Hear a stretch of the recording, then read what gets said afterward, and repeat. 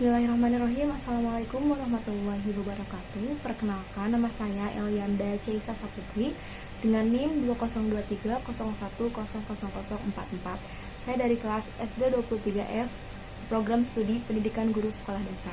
Video ini saya buat untuk memenuhi tugas sesi 6 mata kuliah Agama dan Etika yang diampu oleh Bapak Iya Hidayah.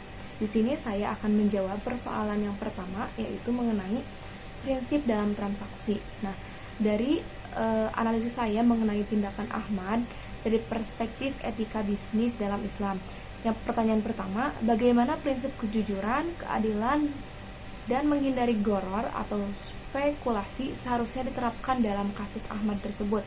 Nah, beberapa prinsip-prinsip tersebut, yakni yang pertama adalah prinsip kejujuran. Nah, dalam Islam sendiri, kejujuran ini merupakan nilai sentral dalam berbisnis. Nah, kejujuran berarti transparansi dalam transaksi, penghindaran dan penipuan, dan ketepatan dalam menimbang dan mengukur barang. Nah, dalam konteks Ahmad, kejujuran berarti menginformasikan konsumennya tentang kenaikan harga produk secara jelas dan tidak melakukan manipulasi harga.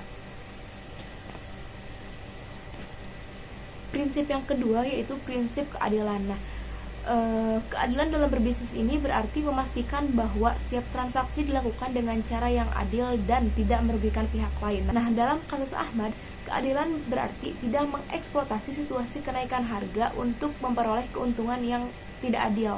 Nah, sebaliknya, ia harus memprioritaskan kepentingan konsumen dengan memberikan informasi yang tepat dan tidak mengakali kepada konsumen karena harga yang melonjak tersebut. Ketiga, ada menghindari goror atau spekulasi. Nah, goror sendiri berarti ketidakpastian atau ketidakjelasan dalam suatu transaksi. Nah, spekulasi yang tidak etis dapat menyebabkan salah satu pihak dirugikan, baik dari konsumen maupun penjual. Nah, dalam kasus Ahmad, menghindari goror berarti tidak menggunakan informasi tentang kenaikan harga untuk membuat keputusan yang spekulatif atau tidak jelas.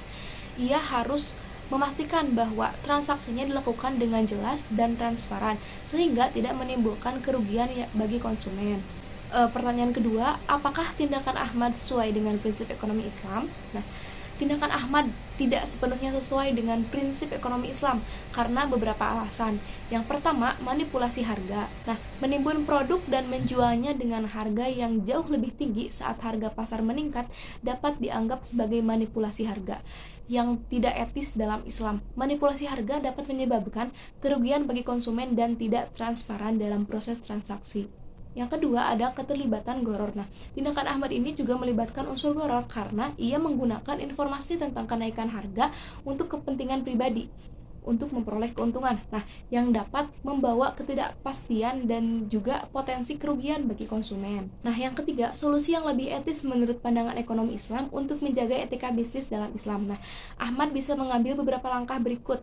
Yang pertama adalah transparansi informasi. Ahmad harus memberitahu konsumennya tentang kenaikan harga produk secara jelas dan seawal mungkin, sehingga mereka dapat siap untuk menghadapi kenaikan harga. Yang kedua, pelayanan purna jual, maksudnya adalah melakukan pelayanan purna jual yang baik, seperti memberikan alternatif biaya atau opsi pembayaran yang fleksibel yang dapat membantu mengurangi beban finansial konsumen.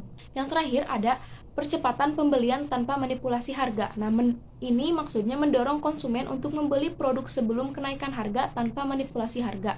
Nah, ini dapat dilakukan dengan promosi spesial atau program loyalitas yang adil. Dengan mengikuti prinsip-prinsip kejujuran, keadilan, dan menghindari goror, Ahmad dapat membangun reputasi positif dan memastikan bahwa bisnisnya beroperasi dengan etika yang tinggi menurut pandangan ekonomi Islam. Sekian dari saya, mohon maaf bila ada salah kata. Wassalamualaikum warahmatullahi wabarakatuh.